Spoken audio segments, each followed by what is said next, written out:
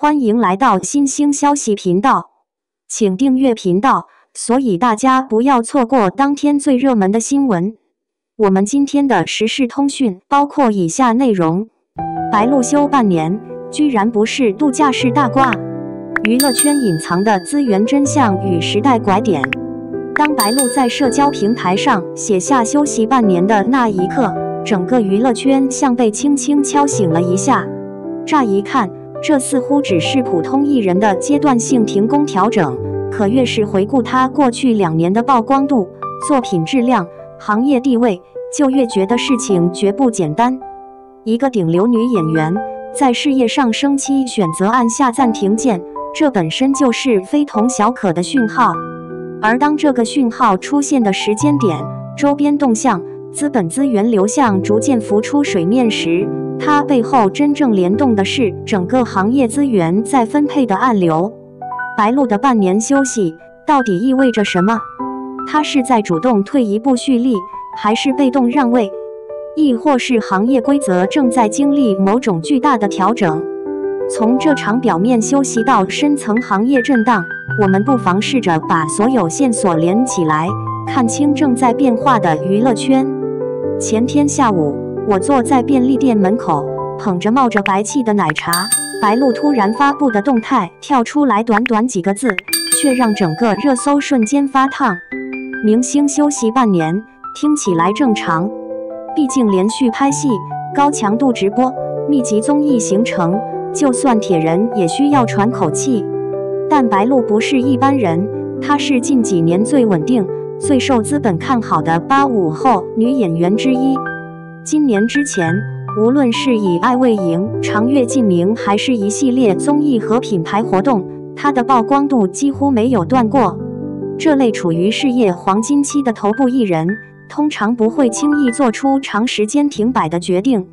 而在白鹿宣布休息的前後，行業裡發生的一連串動作，讓人不得不懷疑，這一休究竟休的是身體，還是資源？就在白鹿停工消息出現前，一家業內知名經紀公司深夜發布新人合照。乍看只是普通的推廣動態，可細心的網友馬上捕捉到一些不尋常的細節。梳妝台上那幾把新增的粉色小椅子，仿佛在提醒什麼舞台上有人即將上場，而也意味着有人需要退場。第二天，這些新人女孩的名字就出現在某部大古裝劇的角色名單上，其中還包括女2號的位置。更敏感的人會注意到，這部劇的女2號原本賺得最兇的是白鹿旗下另一位熟悉的面孔。資源被調換，新人被推前，老藝人被按暫停鍵，一切像是被安排好的棋局。娛樂公司內部聊天記錄的截圖更是讓這一切顯得撲朔迷離。優先安排露出雙引號，這句話的分量不需要更多解釋。娛樂圈的本質其實和普通職場驚人相似，只不過波動更大，節奏更快，市場更殘酷。資本喜歡誰？喜歡新鮮、可塑、有話題、有成長性的人。而當一個演員逐漸成熟，流量趨於穩定，商業價值被充分挖掘後，他們反而會失去資本最愛的那種爆發性。因此，新人永遠被推着往前衝，而所謂老面孔必須面對被替代的風險。白鹿停工半年，很可能並不是被資本放棄，而是在這場資源再分配的洗牌中，他選擇讓自己退一步，給團隊和公司一點調整的時間，也為自己爭取更好的未來籌碼。因為對於頭部藝人來說，停下比繼續往前衝更難，也更需要智慧。很多粉絲第一時間擔心白鹿是被公司冷落，甚至懷疑資源被新人截胡。但若從更宏觀的角度思考，他的半年休息其實更像是一種策略。1. 保護談判力。頭部演員只有在稀缺的時候才最值錢。停工半年，不拍戲、不曝光、不消耗，等他再度回歸時，就是付出、話題、期待值的完美組合。2. 防止審美疲勞。過去幾年白鹿作品密集，風格相似度高。若繼續不停拍，很容易讓觀眾產生疲勞。暫時停工，反而可以讓市場重新建立期待。3. 保持身價，不捲無意義的通告。不是每一部劇都值得接，不是每一檔綜藝都能加分。越是頭部演員，越應該減少無效曝光。白鹿的半年休息，像是一塊被丟進湖面的石頭，激起的漣漪卻遠遠超出他個人。整個行業都在快速更迭，資本不斷押寶新人，老演員被迫轉型，節目組和導演要迎合平台和市場，各家經紀公司都在重新布局下一代核心藝人。白鹿只是一條線索，更大的命題是資源有限，如何公平分配？一個現實的困境擺在整個行業面前。演員的職業生涯不再完全由演技決定，而更多由熱度、合約和宣傳節奏控制。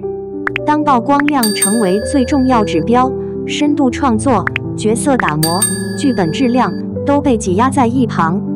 這是白鹿半年休息引發的最值得討論的問題。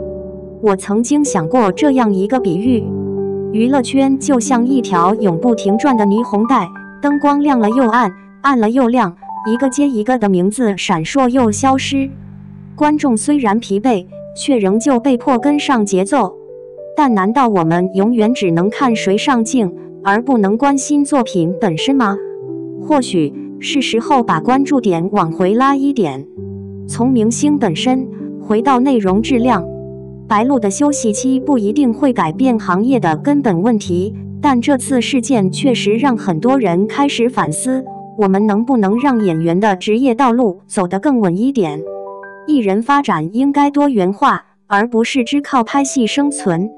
演員可以做策劃、做制片，參與劇本方向，開個人廠牌，嘗試非影視類的藝術領域，深耕公益文化項目。當演員擁有更多的選擇，就不再完全依賴公司給什麼資源就接受什麼資源。經紀公司應該把長期培養與短期流量並重，不是一味推新人，也不是一味壓榨頭部藝人。長期來看，穩定的演員體系和多梯度培養，比一味追熱點更健康。觀眾的節奏也可以慢下來，不再只關注誰又爆了誰又糊了，而是給予作品更多成長空間，讓演員有時間沉澱角色。把視角再拉遠一點，白鹿半年休整不僅僅是他個人的決定，也折射出行業深層動盪。這既是他的休息，也是整個行業的一面鏡子。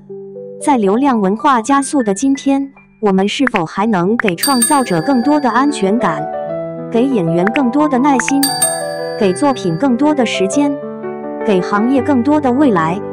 如果一個文化體系能讓創作者安心，不焦慮，不被裹挾，可以沉下心做作品，那才是成熟行業應該有的樣子。